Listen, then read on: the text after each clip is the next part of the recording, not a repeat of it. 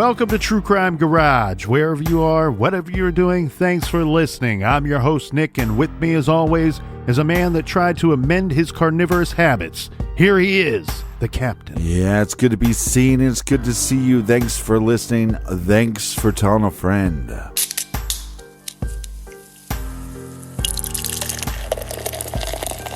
This week, we are very excited to be featuring Hellcat by our friends over at Brewdog. The brewers at Brewdog and death metal great Iron Maiden have joined forces to create Hellcat, a 6% ABV India Pale Lager. Hellcat is where the power of citrus and hops collide on the top of a malty backbone. Garage grade 3 3/4 bottle caps out of 5. And a big cheers goes out to our friends that joined forces with us here in the garage this week.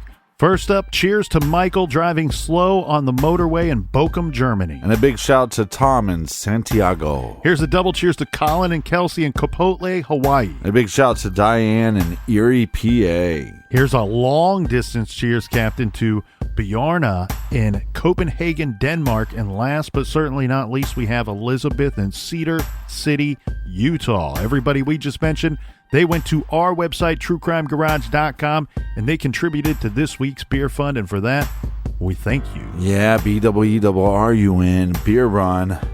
Sign up for Off the Record, but only if you're nasty. And that is enough of the business. All right, everybody gather around, grab a chair, grab a beer. Let's talk some true crime.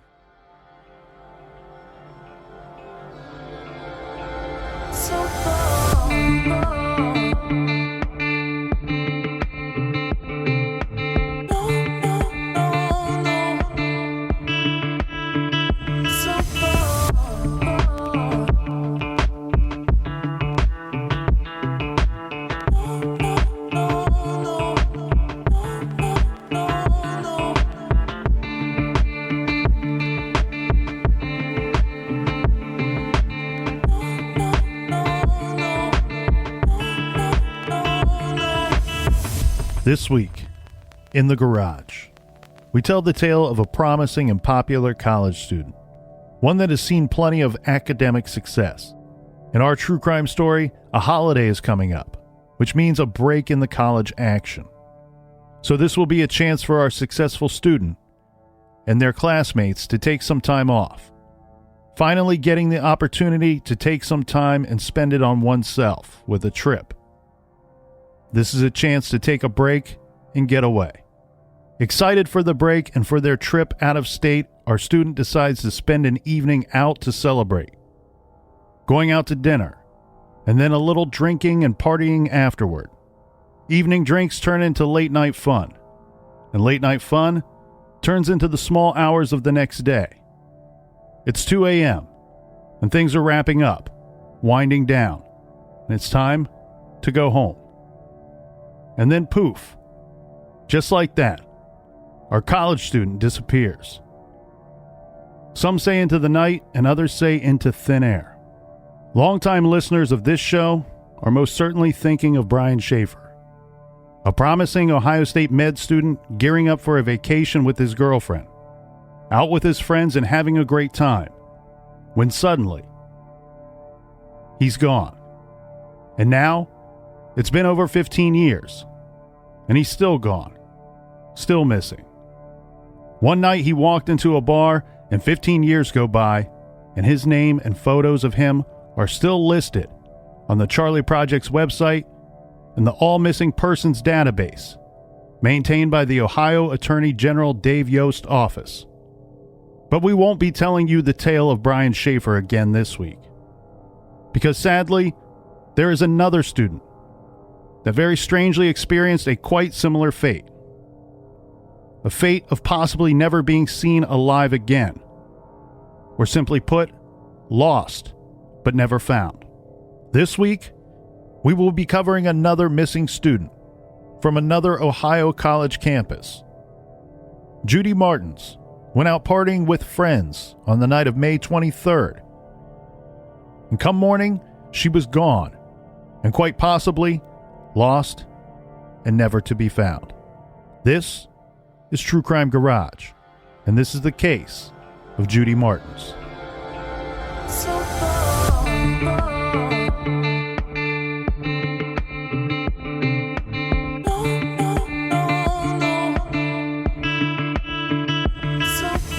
Judy Martins was born on July 15th, 1955, to proud parents Arthur and Dolores. She would be the eldest of 3 children.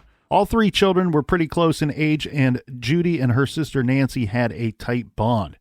Judy was born and raised in the nice community of Avon Lake, Ohio, which is up near the Cleveland area on the shores of Lake Erie. Judy graduated from Avon Lake High School in 1973, and she enrolled to go to school at Ohio University in Athens, but things changed a couple years in, and she transferred to Kent State University.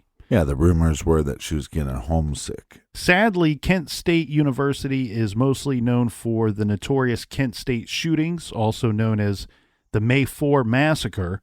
This was the killings of 4 Kent State students and the wounding of 9 others, all unarmed, when 28 Ohio National Guard soldiers fired approximately 67 rounds at the group of students. 10 soldiers and Nixon come in there, Captain. I'm not a crook. But as said, Judy enrolled in Ohio University, where she completed 2 years of college. After that, she moved back home and eventually enrolled at Kent State, where she moved into one of the dorms.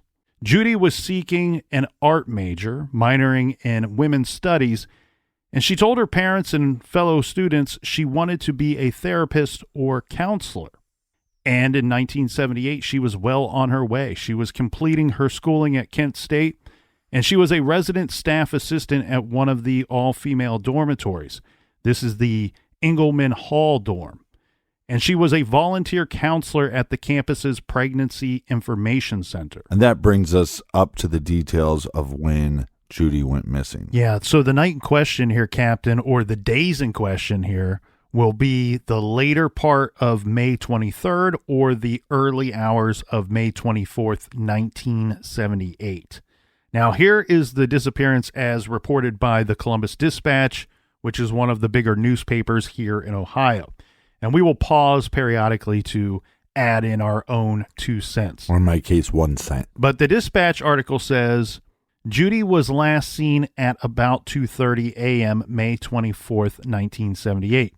Witnesses told police she left a party headed for Engelman Hall, only 4 to 6 minutes away on foot. Okay, stepping in here, Captain. She was at Dunbar Hall. This is an all-male dormitory building. All dongs. She was living alone at Engelman Hall, an all-female dorm. Now, the article that we are citing says 4 to 6 minutes on foot. The best report that I think I could find out there states that it was 215 yards from door to door.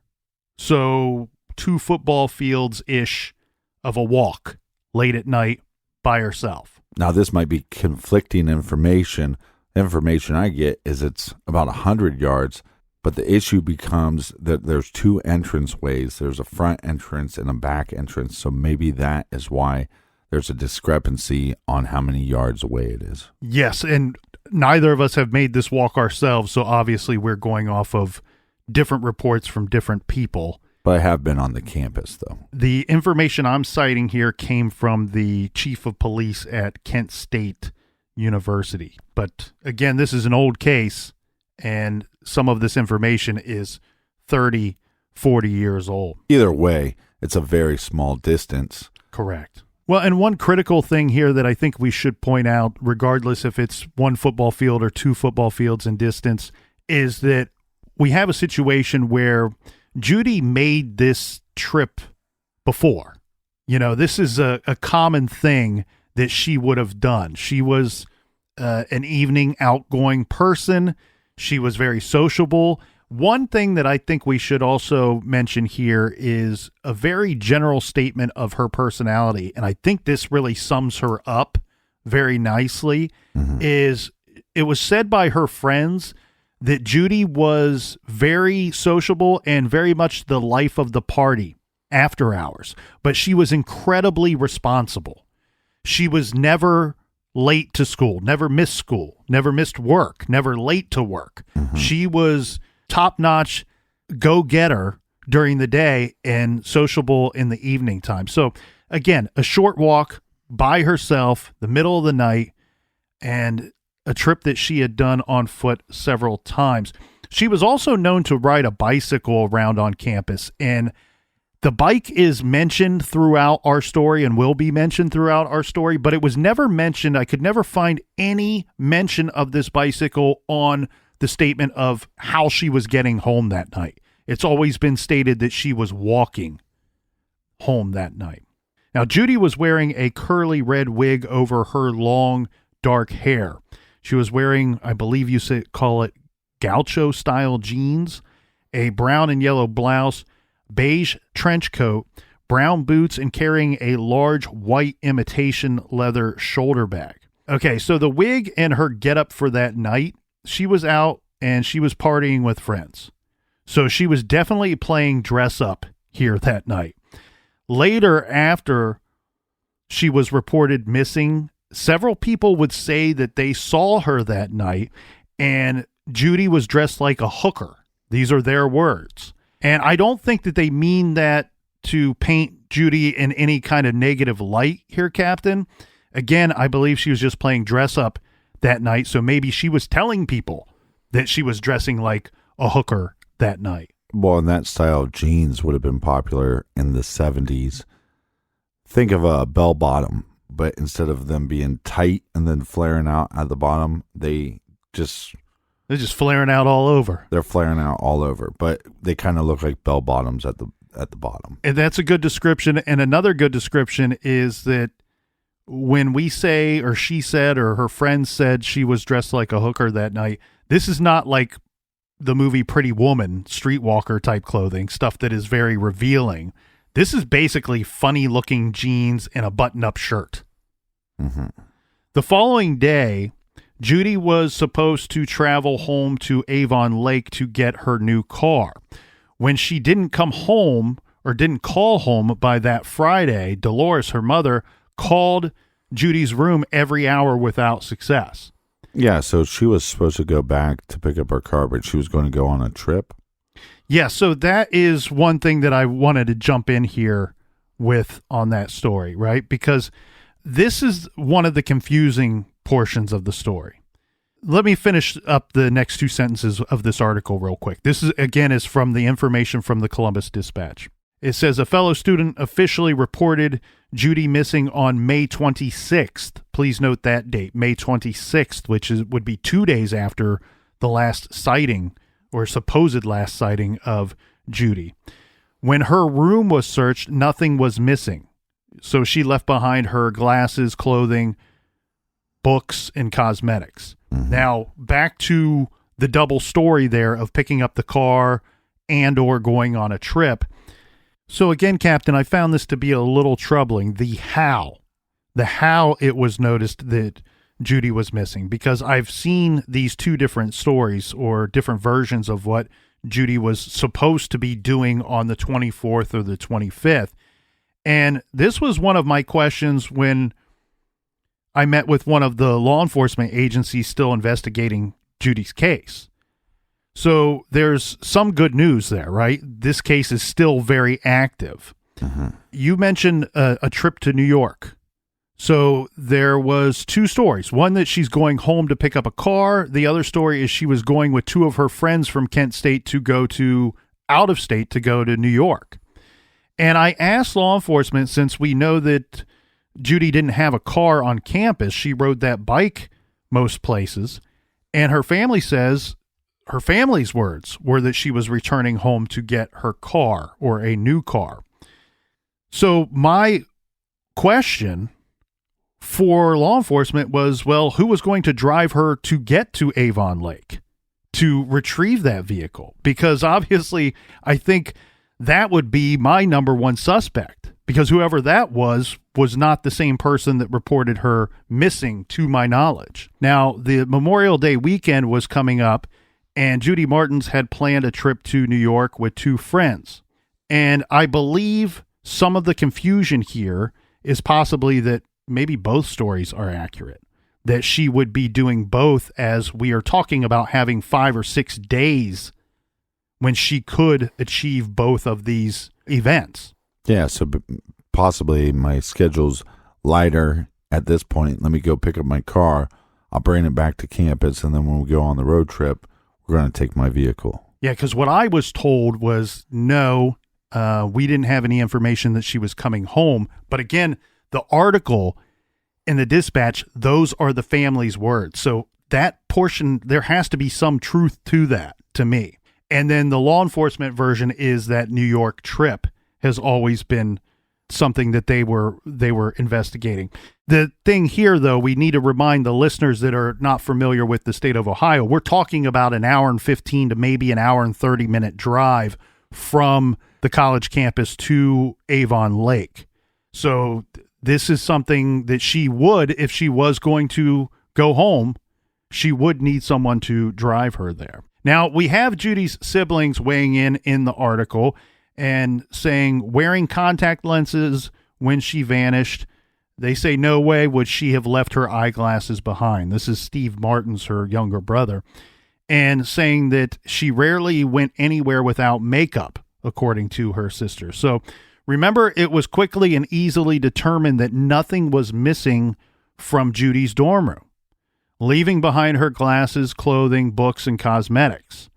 Now, anywhere you would see Judy's case, you will absolutely see this portion of the case information repeated, as there were several outside sources that would later say Judy left on her own.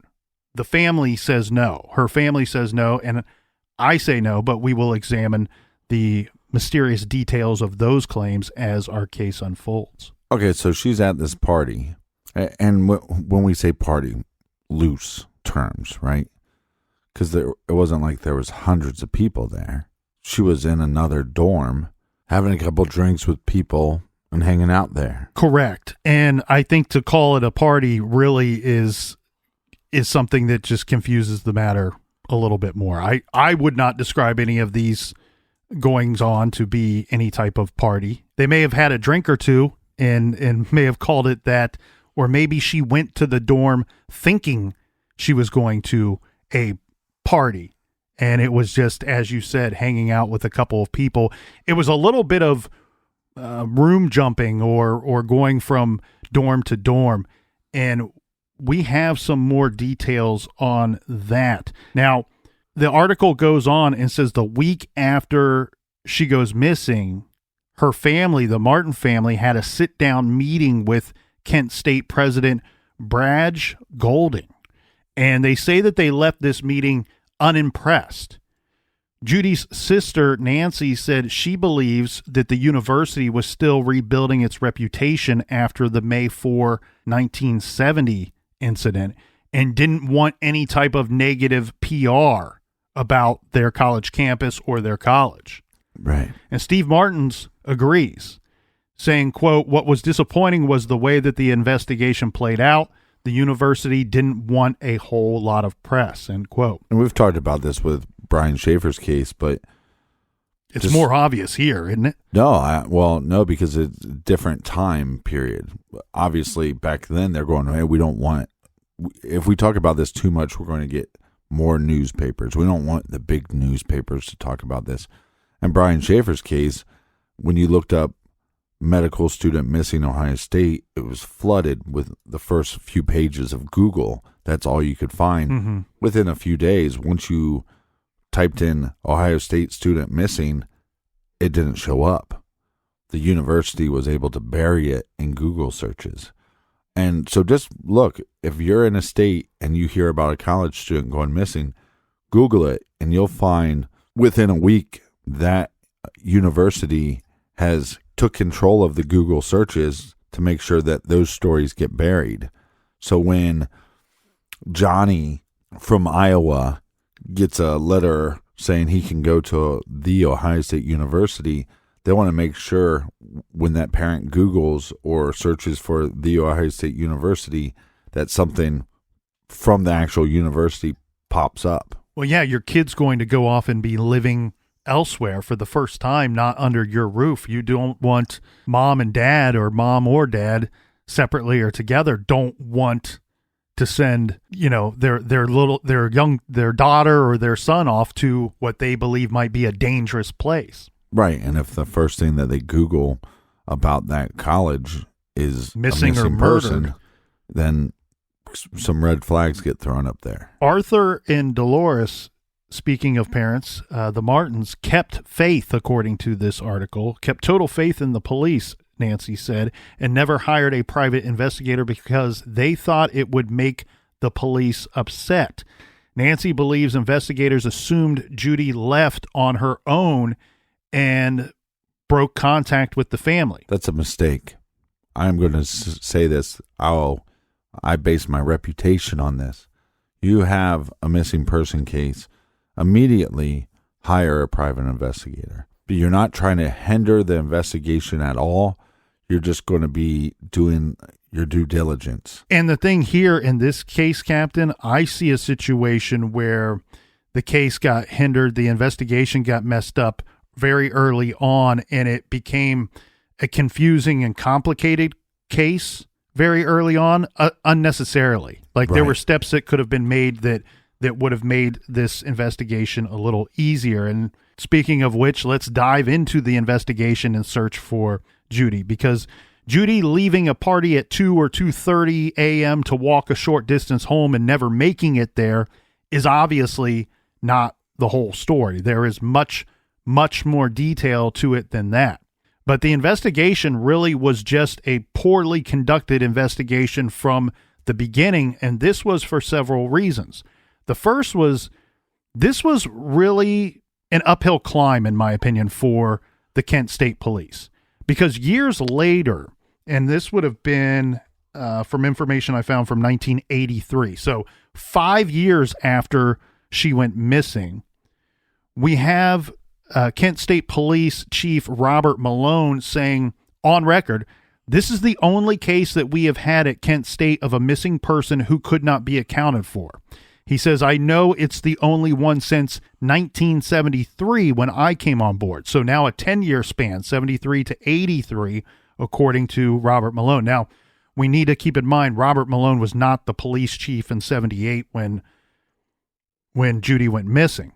But he goes on to say, with 17,000 students, we get a lot of missing persons reports here, but there always seems to be an explanation. So think about that. 10-year period when this man has worked there, 17,000 students, we get a lot of missing persons reports. She's the only one in 10 years that we couldn't find out where she went or what happened to her. So what happened to Judy on the night of May 24th, 1978, when Judy apparently left a party at Dunbar Hall on her way home to Engelman Hall? First, Judy lived alone, so that caused a delay to report her missing. She was missing and unaccounted for, but just no one knew, so she was not reported missing until the 26th. So that's 2 days. Now local police went to Judy's dorm and they find everything as it should be. Nothing's missing. No sign of foul play. No sign of a struggle. No forced entry. In fact, there are a lot of theories out there in this case, but I could not find one single source. I spoke to 3 different people that know this case better than anyone else. No source says that Judy returned to her dorm that night. No case expert says that she made it home that night. And I could not find anything to suggest that she, in my opinion, made it home that night after going out. So whatever happened to Judy that night, it looks like it happened sometime after this party and before she could arrive at her dorm. She's not reported missing for 2 days, and then her family is notified after she's reported missing. Judy's mom says she was calling Judy's dorm often looking for her, so at least we have the night in question narrowed down to a matter of a couple of hours. Yeah. And Captain, I would put that window of time when something went down, something bad happened to Judy between 11 p.m. on the 23rd and maybe as late as 3 a.m. on the 24th. So some additional issues with the initial investigation, as we said, the Memorial Day long weekend was the weekend after she went missing. Most of the students have left the campus by the time police start looking into this. So they have no one to question, or they're missing a lot of the people that they could question, and not really anyone to help fill in the blanks here within the first couple of days. And they just didn't take it seriously at first. And look, often we all become products of our environment. And the environment at Kent State in the late 70s, according to the police chief, said that they were receiving 2 missing persons cases a week on average. And in every case, up to Judy's case, the person was accounted for within hours or days of the report. So you can almost see how the police themselves fall victim to this environment. And the police likely thought that this would be the case here as well. Usually someone turns up. They stayed with a boyfriend or a girlfriend, or they went back home unexpectedly. Now, regardless, because think about how many missing persons cases turn into homicide cases, right? Right. Well, your homicide investigation will go much better if you are not starting from scratch once you figure it out or decide that it is, in fact, a homicide case rather than a missing persons case. So what sort of things can one do? Well, it's interviewing persons and properly recording their statements. You can take photographs of her dorm and belongings, take photographs of all of the last known places she is believed to have been, and photos of the people she was with.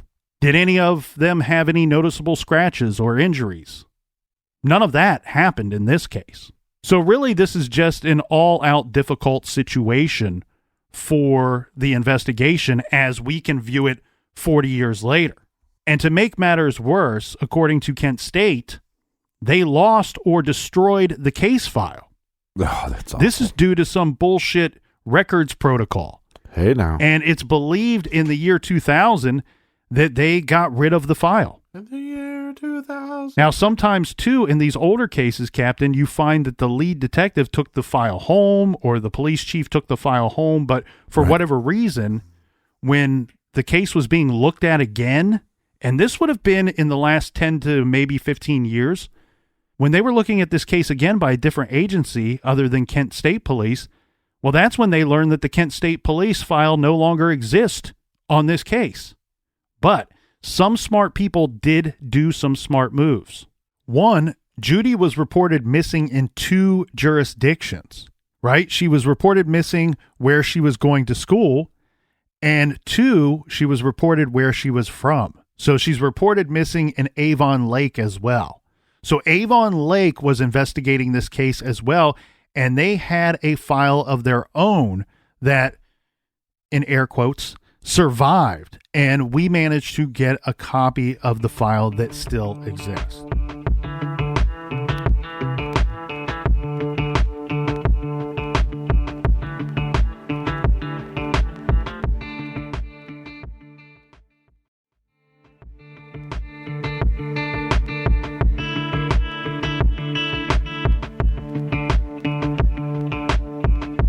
All right, we're back. Cheers, mates. Cheers to you, Captain. Cheers to all the fine, fine people out there. So the investigative timeline as laid out in the police file is as follows. And it's going to start as early as late April or early May. And that's their exact statement here, that in late April or early May of 1978, Jim Young visits Judy at KSU. They are intimate per Jim. Jim Young is or was Judy's longtime on-again and off-again boyfriend. He was considered a suspect in this case. Now, we need to note that Jim is Judy's boyfriend from Avon Lake, not Kent State. He does not attend Kent State. Right. He says their breakup was pretty much mutual, and it basically involved that they didn't see each other very much. They lived in 2 different locations, and so they both agreed to break up. It sounded like that Judy had some other concerns. Maybe Jim partied too much or drank too much. But according to Jim, the breakup was mutual. And I couldn't really find any family or friends to go against that idea that Right. the breakup was mutual. Yeah, but just because it's mutual at one time doesn't mean it stayed that way. He did say that he would visit her on occasion at Kent State, and when she was home on break or during the summertime, the two of them would hang out. This is probably information backing up the idea that everybody puts forward that they were on again, off again. Well, and also because she's resident staff, that means she has her own room, and she would have been basically the hall monitor for her floor or a section of her floor.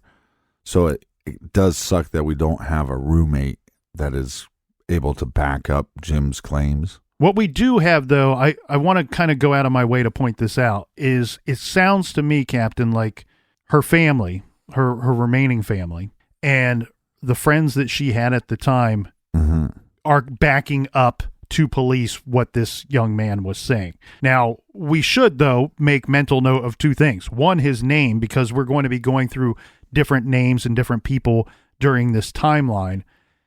But we should also make mental note that he was considered a suspect very early on in this case. So the things that he says or suspicions around him, as you're pointing out, Captain, are important to this story. But this brings us to May 19th. Now, this will be the last day that Judy's mother talks to her daughter on the phone. And then we have May 23rd.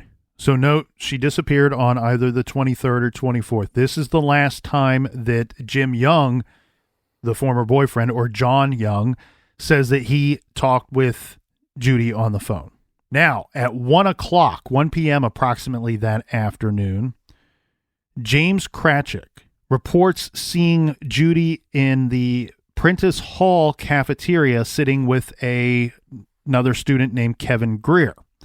Greer states that they were sitting and eating with Steve, another classmate named Steve, no last name given, and that Kratchik borrowed coupons or meal tickets at this time from Judy. Judy told him to pay her back as she would be needing them by the end of the year. I do want to point this out. Like, this is just another one of those little tidbits, one of those little indicators along the way that she was making plans.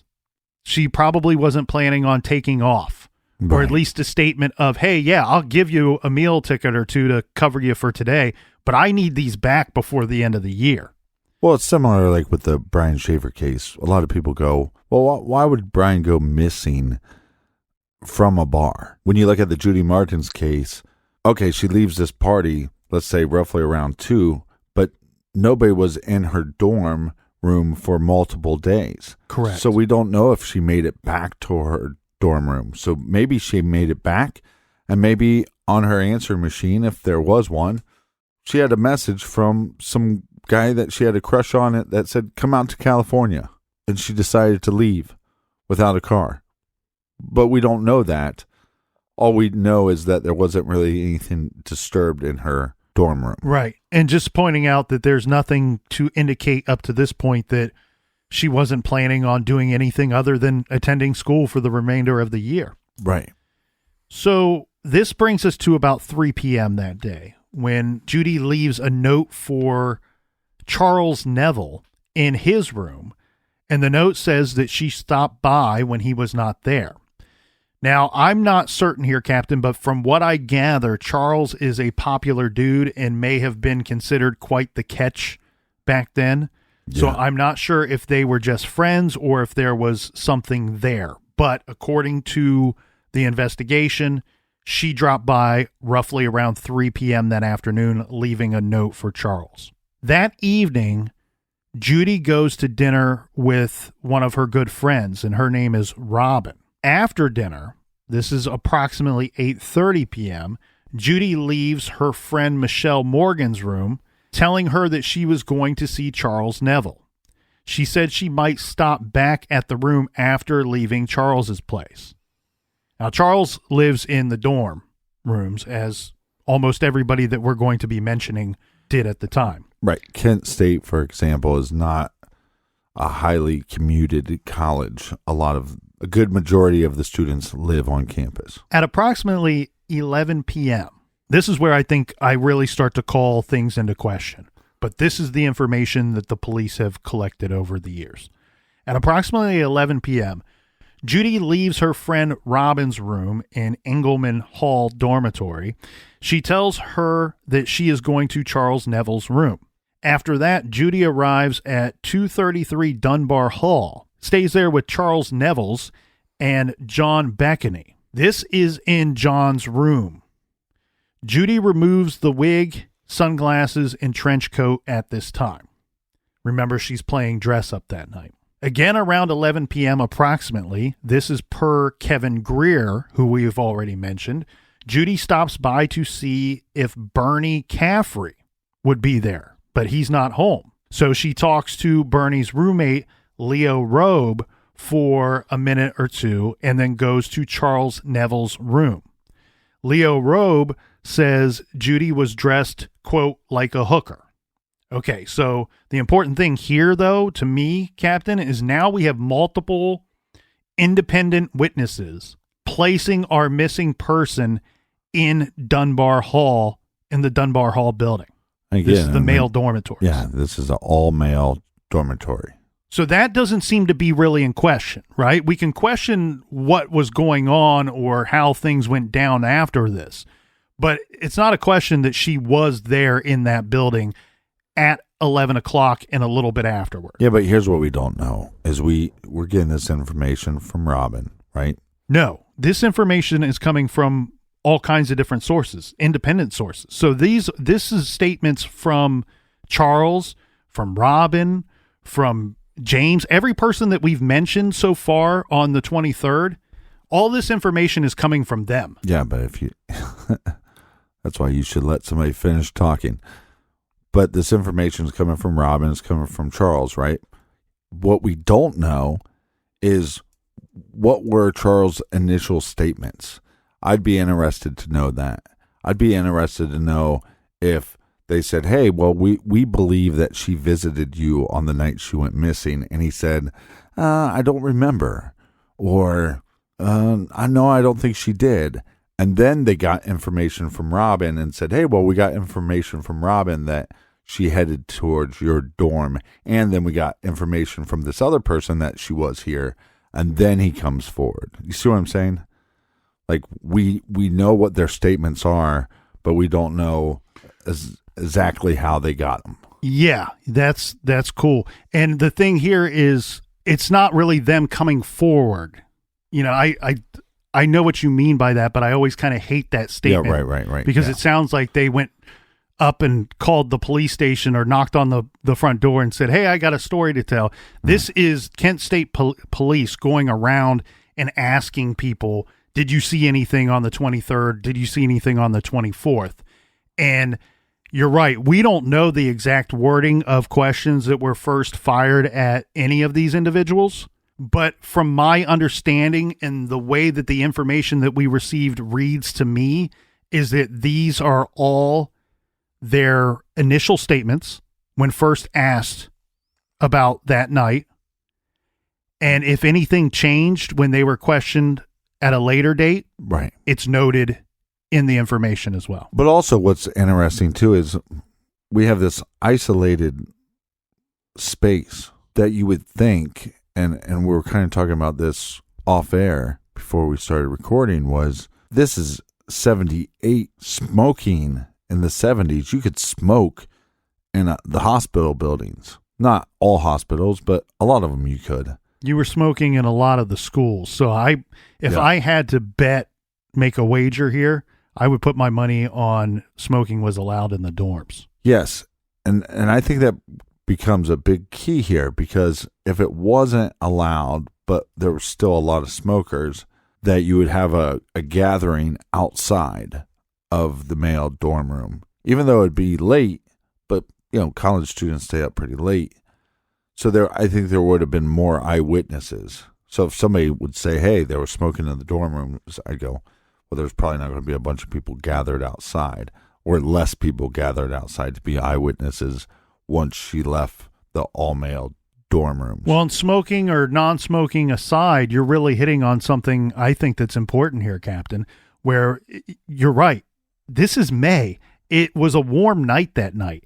She wasn't the only one going out and having a good time that night. There's a lot of people going out and having a good time that night, and who knows how late they stayed up. We know that there was not much schooling or academic activity that was going to be taking place over the next several days. So this was a time to kind of let loose, and if you were going to stay up or stay out till 3 or 4 in the morning, this sounds to me like this was a good night to do it. At approximately midnight, John Beckany, who we've mentioned already, says that he knocks on Charles Neville's door. He and a friend are going to the 7-Eleven. For those that don't know what a 7-Eleven is, it's like a little convenience store, a little gas station. Also, people know it as heaven. There you go. Beckany returns the wig, sunglasses, and coat to Judy at this time, per his statement. Beckany reports that Judy is in, quote, good mental and physical condition at this time. May 24th, at approximately 2:30 a.m., Charles Neville's says that this is the time that Judy leaves his room. Now, a weird note in our timeline, and there are going to be several of these as we get further from her disappearance, but this is the first one. And this takes place on May 24th. So by all of the stories, the information that we've received and every story out there, she goes missing sometime after leaving that male dormitory at 2:30 a.m. Right. This brings us to 1:30 p.m. on that same day. So if all those stories are right, she's already missing, just not reported missing at this time. Right. We have another individual who is named David Horning. David says or reports to police, and this is where I think it's appropriate to say comes forward. It sounds like this man came forward and reports seeing a girl who matched Judy's description and clothing at the bus stop near a sandwich shop. He says a large yellow car pulled near the stop and the girl either got in or was pulled in. He was not sure. The car then abruptly pulled from the curb and went to the far left lane. It was then heading westbound on Route 59. And I'm not saying that this individual is lying whatsoever, but it's not clear that he's stating that he knew her before she went missing. Right. It's a guy that came forward after when they're going, hey, we're looking for this girl. He goes, well, I saw a girl that looked similar. I would hold a lot more weight to this eyewitness if he said, I'm friends with her. I'm friends with Judy. Yeah. And I saw her get into a car. Then at that point, what do we know? What we know is that she went back to her dorm. She probably felt, she slept in her own bed. The next day, she took off with somebody around 1 p.m., 1:30 p.m. But this guy doesn't know her. He's not friends with her. So he's going, well, she looked like the similar person.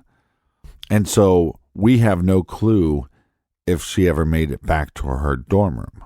Well, and one thing that's really tricky in this case here, and again, I mean, we can keep circling around this, but I've not seen any information to suggest that she ever made it home that night ever, anywhere, by any of the investigating agencies, any of her friends or family. No one's, that seems to be one of the furthest things from speculation. Well, I remember at some point, and I could be wrong, but some of my buddies would live in like an all-male dorm, and then you'd have the all-female dorm, and then you have a co-ed dorm. But some of the dorms you actually had to sign in, even though like you lived there. Like you had to sign in because it was past like midnight, and they didn't have maybe somebody on guard to see who was coming into the buildings. Yeah, and that is very smart of you, because that's one thing I was thinking as well. Like, would there be a curfew? Because this was during the week. Would there be a curfew to get in, or would you at least have to sign in or sign out? And what I was told, now again, we're being told this 40 years later, so we can't hop in the DeLorean and know 100%. But from what I was told was that it was a pretty casual, laid back atmosphere on campus that year. and maybe even years after that. I don't know if her going missing changed some of that. Here becomes the problem with her going missing was, like I said, she's basically like the chaperone on her floor. So she would be one of those individuals. If some other girl went missing on her floor, they would be going right to her. Right to Judy and saying, hey, what did you see? What do you know? Can you talk to these other girls? Well, not only that, if there were someone to get away with not signing in, she would be able to do that. Right. The statement about this young man seeing somebody matching Judy's description, either getting into a vehicle or maybe she was pulled in, he doesn't know for certain. As you pointed out, Captain, you're very right.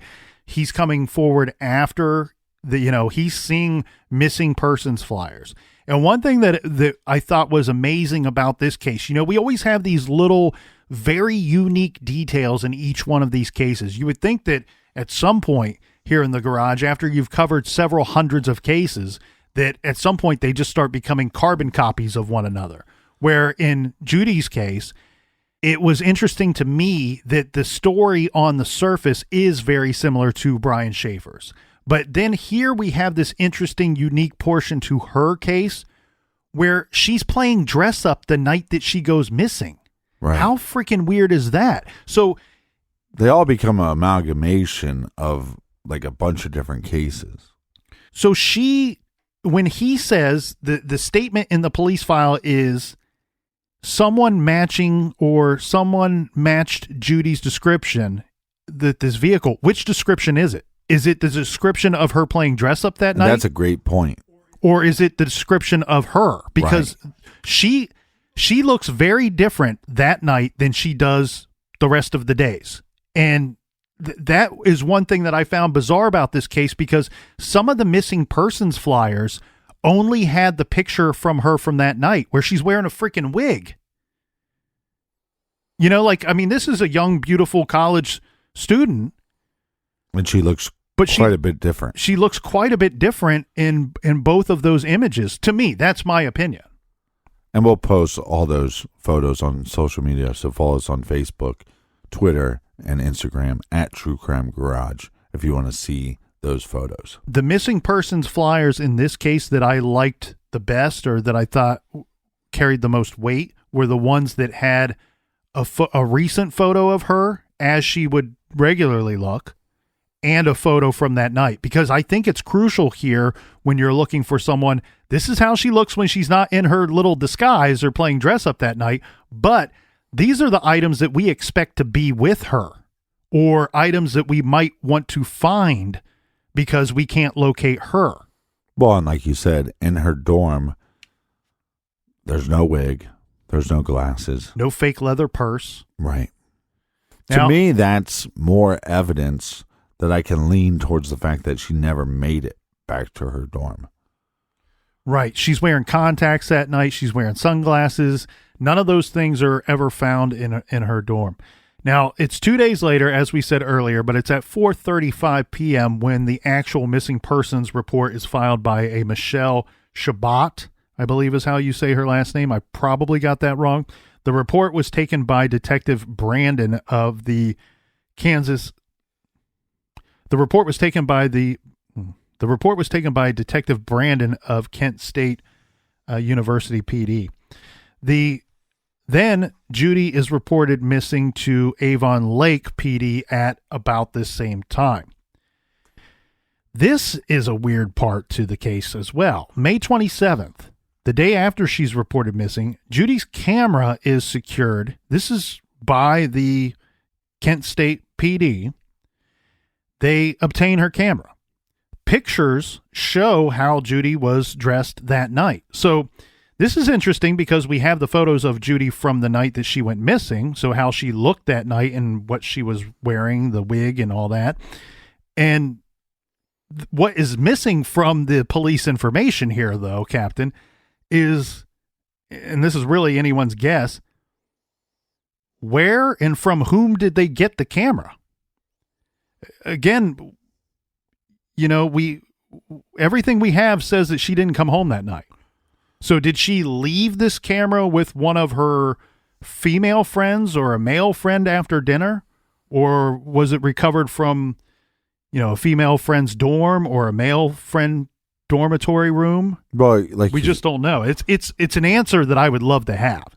yes, and I think there's a couple things. One, it could have been her dorm room, or it could have been when she left her wig and other items in that other kid's dorm room, and he returned those items. Mm-hmm. Maybe he just didn't notice that she had a camera there.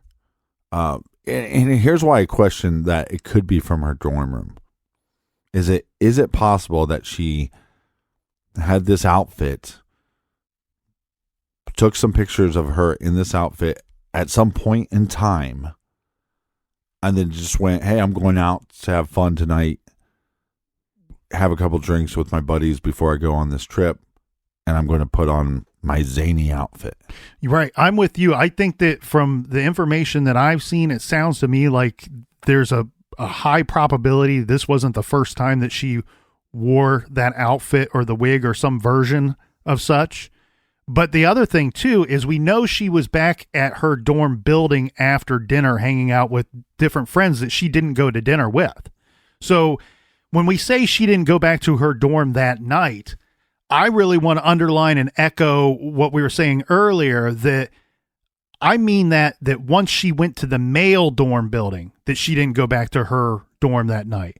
I believe that after dinner, she probably went back there because we know she was in the building. So why not stop by her own place if you need anything? Or Yes. she may have dropped off her camera at that time, not wanting to carry it around, already taking pictures of her and her friend hanging out before, during, or Yes, yes. after dinner. That's a very good point. And also, maybe it's part of her responsibilities to then go and check on her floor and make sure there's nobody reporting anything, because that's part of their job. I mean, I believe they actually get paid to do that. Well, on the following day, on the 27th, Judy is officially entered as a missing person. So this is technically now 3 days after she's gone missing. The county jail, the hospital, and campus health center are all contacted to see if she would be there for any reason at all. And of course, they received negative results. Friends Michelle and Robin. So this is the one friend that reported her missing, the one friend that went to dinner with her that night, and Judy's mom, along with Sergeant Hunt of the Avon Lake Police Department. On the 27th, they have like a group phone call that goes to Kent State PD, and they basically ask what the F is going on in the investigation. My guess here is because they probably don't think that KSPD is doing anything or actively investigating the missing persons case, that they think it's just another person that will turn up in a few hours or a couple days. Well, no, and you see this. Look, we always talk about, oh, this happened in a small town, and this law enforcement agency is not equipped to handle this, right? Mm-hmm. Well, that's what a campus is a small town. And yes, Kent State Police will know more about the nooks and crannies of their little community than state police or the local law enforcement. But they're not equipped to handle a missing person case like this. Like, once you don't find her, and I'm not even saying the 24-hour rule, I'd say on a campus, you don't find an individual in 12 hours, this needs to be handed over to the big boys. Well, this is when Judy's mother says that she is going to call the media. And I imagine this is like a threat of, hey, I don't think you're doing enough or doing anything, and it's not gone unnoticed by us. And ask yourself this question. If you were questioned by Kent State Police or the sheriff department, which one are you going to be more intimidated by? In this case, it would be the sheriff's department. You know what I mean? It's like there's a lot of people when they're on campuses, they don't take, even though they have what they are calling a police department and they can arrest you, people don't take them as serious. They look at them more as like security guards than they do police officers. Look, most of their work is going to be busting up underage drinking parties or breaking up drinking parties, especially back in the late 70s, catching people smoking pot, smoking doobies, that kind of stuff. So you're right. You're absolutely right on that. Now, we said that there are going to be some weird things in the timeline, and here's another strange one. On May 30th, time unknown, there's no time mentioned here. I imagine this is a person coming forward after the fact, after they witnessed this. Deborah Helmick claims to have seen Judy on Merrill Circle near Engelman. And that's as far as that statement goes. Again, on May 30th, this is at approximately 9 p.m., Bill Jones, a resident of College Towers, says that he saw a tall girl with long, dark hair being led out of the main door of the complex by two males. He said that the female seemed spaced out and heard her saying, quote, "I haven't been home since Tuesday." But she wasn't all that tall. Yeah, you're right. She's 5'4". I would not consider that to be tall. Correct. And again, I think with some of these sightings of Judy, what I think we need to keep in mind is I think that they're seeing young ladies that look similar. They're just not seeing Judy. Yeah. And I think that these are just people that are, they see a missing persons flyer and they're trying to help. I saw this and it's probably nothing, but I want to make sure that I at least report it to the proper authorities. And what did you call them? Groucho pants? Is that what they're called? No, I called them Gaucho pants, and I don't know if that's correct. They're probably not called Groucho pants. But I also wonder, because if somebody said to me, oh, well, this guy went missing and he had a navy blue hoodie. And then 3 days later, I'm like, oh, I saw this guy with a navy blue hoodie, but he wasn't shorter. He was a little bit taller. I would report it where I'd feel like I had to, because he had a similar item. And like I said, these were popular pants at the time. So I wonder if there was some sightings just based off her clothing. Oh, I saw a girl with, a flannel shirt and these Gaucho pants. On May 30th, again, no time given for this one, Jim Young, the former boyfriend, is contacted. He agrees to an interview and is told to make an appointment ASAP with a detective. At 2 p.m. on that same day, an attempt to interview Charles Nevels is made, but he isn't in his room. Detective Stanley instead finds John Beckany, who he then interviewed. Also on May 30th, officers interview Bernie Caffrey in the hallway. At 3:30 p.m. on the same day, officers go to Jim Cratchit's room. They re-interview him. Officers state it takes several minutes for him to answer or open the door. The officers requested to go into the room for privacy purposes and find an unidentified female in his room. He repeats that he last saw Judy at 11:30 to 12:30 on May 23rd, 24th, along with Kevin Greer. Well, we know why it took him so long to answer the door. And put his pants back on. Also on the 30th, Captain, this is at 4:45. Officers stopped by Charles Nevels' room. Remember, we already mentioned that they went there to speak with him again earlier that day. They don't find him. He's not home. And they speak to Bernie Caffrey and Jim Cratchit in the meantime. So now they're going to circle back to talk with Charles Nevels again. He is home at this time at 4:45. They enter Charles's room. Again, they probably asked if they could come in for privacy purposes, privacy of the questions that they're going to ask. And they don't want, right, when you're interviewing people that may have been the last person or one of the last people to see a missing person, you don't want their story being broadcast to everybody else now, do you? No. So they're in Charles's room, and officers stated that he repeated the same story that he told another detective. So this would be the second time that they spoke with him per this statement. Mm-hmm. And they said that Charles, during this visit, speaks with his mother and his brother. Of course, this is going to be via phone. I believe that his mother and brother are not only in another state, but I believe that they are in two different states themselves. He states that his brother is an attorney at the time, or will be an attorney soon, and after speaking with his family, he agrees to a polygraph test with the police department. And Charles was read his rights at that time and given a statement form. And he stated that he would complete these later as he was cooking dinner. So he agrees to the polygraph, but it's not going to be administered right then, obviously. They're in his room. They give him a statement form to fill out. This would be like, what's your official statement, right? Write it out and sign it. This is kind of your sworn statement. Right. Basically, we know you've talked to detectives, but now we want you to write down that same story. And here we go with back to the old casual atmosphere of the campus. We have a missing person. Here's your statement form that I need you to fill out, but it's okay if you get to it later. Right?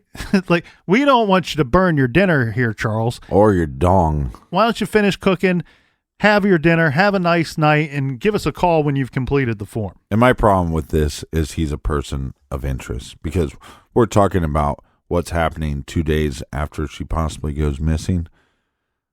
What we do know is that she went out to dinner with a friend, Robin. Mm-hmm. She comes back.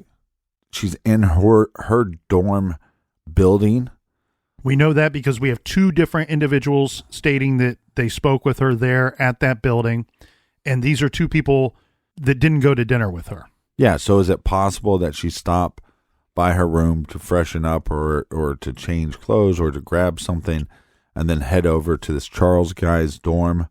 And look, anybody that's been a part of dorm life, when you're going to go visit with somebody, you could just be walking past a room and somebody pops out because they spot you. Hey, what's up, Captain? What are you doing? And you sit there and talk to them for a while. Or you pass a couple people that you are in class with and you go, hey, did you get homework done for the day or whatever? So she runs into some other people. So we know she's in the all-male dorm room. And then we know that at some point she's in Charles's room.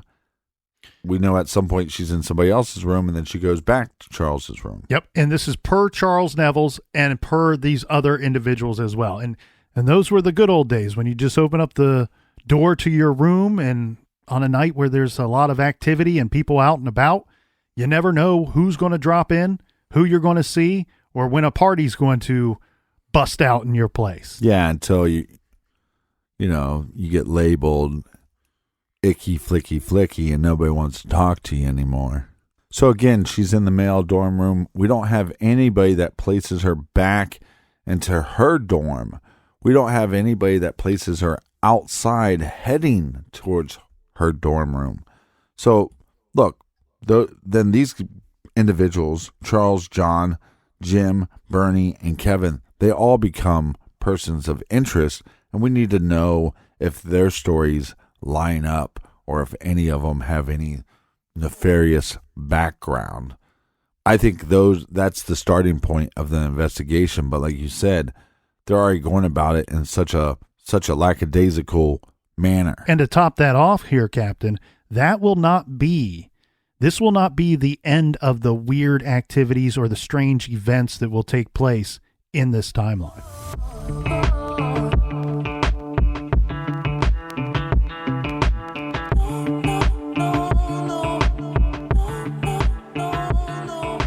So much more to get to check out our blog.